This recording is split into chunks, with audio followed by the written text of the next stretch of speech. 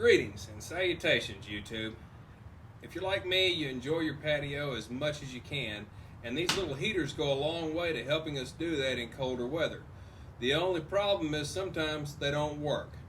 In this video, I'm going to go through a quick, easy, cheap fix on how to make this thing work if the pilot light will not stay lit.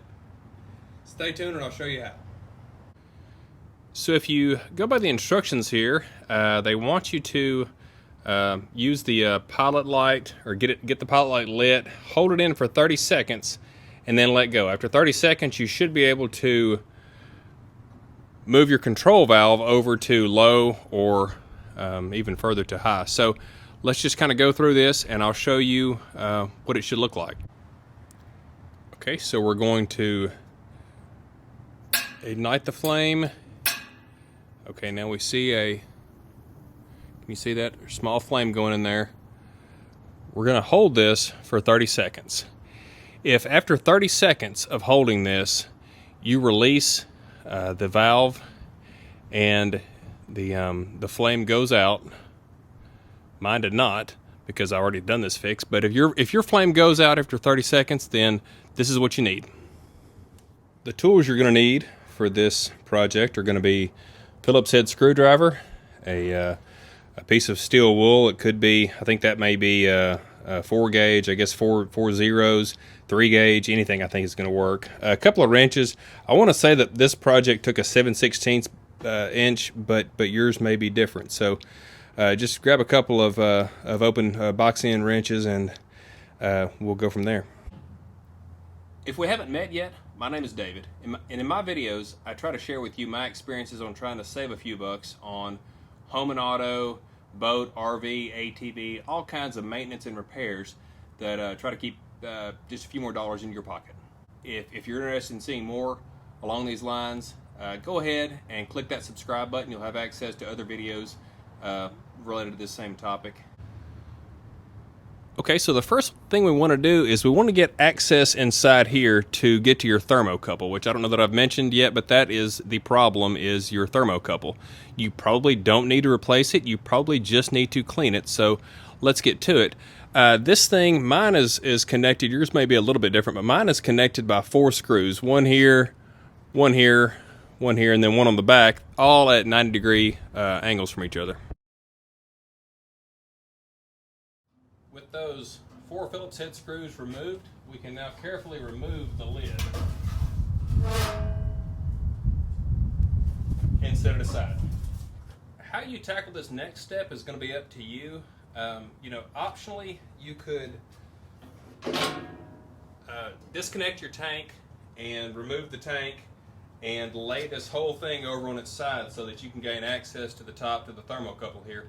Or you could just get a small step stool, look down in here, keep all this stuff connected, and go from there. I think I'm going to opt for the easiest thing for me, which is just going to be a step stool to look down on here and go that route. Either way, it's going to be the same process. All right, looking down on the burner here, this is our thermocouple right here, so we're still not where we need to be.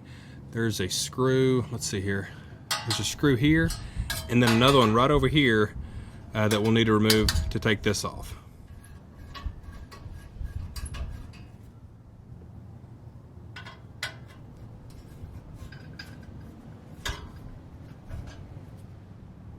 Now we can remove this contraption, set it aside. Okay, and then this is another 2 screws, one here and one right here.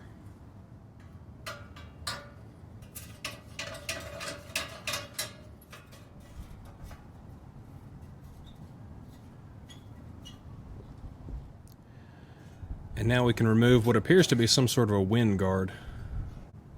Okay, and here you can see fully the thermocouple right here. Maybe I should mention what this thing does. There's a couple of metals inside there that somehow, whenever you heat them, they produce an electrical signal, a small voltage that goes down to the control unit and says, hey, it's okay to keep the gas running because I can feel heat. If it doesn't feel the heat coming out of this burner tube here, then it shuts it off, which is a safety feature. I think you want that. So anyway, you can see right here in the short amount of time that I have cleaned mine has still accumulated some gunk on here. So the best way to clean that, you can try to get in here, but I'd like to go ahead and take this off so that I can really get around it and clean it good. And I don't know that I even mentioned the brand, but if you have one like this and you have the model number, then it's the exact same one. I can imagine these things are all very similar. I think I got this from Lowe's or Home Depot or anywhere, really.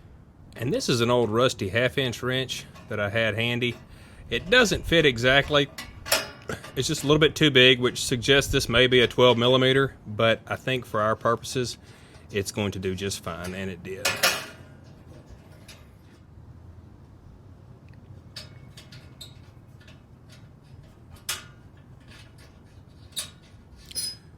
Kind of want to slide that out, make sure not to drop this. Okay, and here's where you can take your steel wool and just kind of hang this thing over here, and I'm just going to kind of just cleanse that thing around there like that, clean off some of that soot, and then we'll just reinstall and we'll be good to go. Okay, and so you can see how clean that thermocouple is now. It turned out really good. We'll just go ahead and reinsert it. Pretty much just reinstall everything in the same order that we took it off, and then we'll try to light it. And here's a budget tip. You barely use this thing, so don't throw that away. Just hang on to that. I've got a bucket where I keep steel wool or sandpaper or things that I haven't used that much. You'll find other little things to need to use this, so don't be wasteful. Just hang on to that and save your money. And just make sure you see this hole right here. Make sure whenever you're reinstalling this to make sure that hole fits correctly on top. There's a burner underneath there that you want to make sure it centers up on.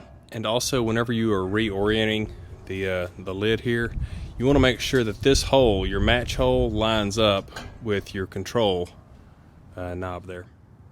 It's a good practice too to get all 4 screws started before you tighten them down as well. Okay, and now the moment of truth. All right, we've got our flame in there. Generally it says to hold it for 30, but I don't find that that's always necessary, especially if the thermocouple is nice and clean. So I'm going to release the control. The control's released. Now I can turn this to allow flame, and we're good to go. So if you found the video helpful, please give it a big thumbs up, consider subscribing. We've got a lot of great stuff on the channel and more in the kitty, so hope to see you there.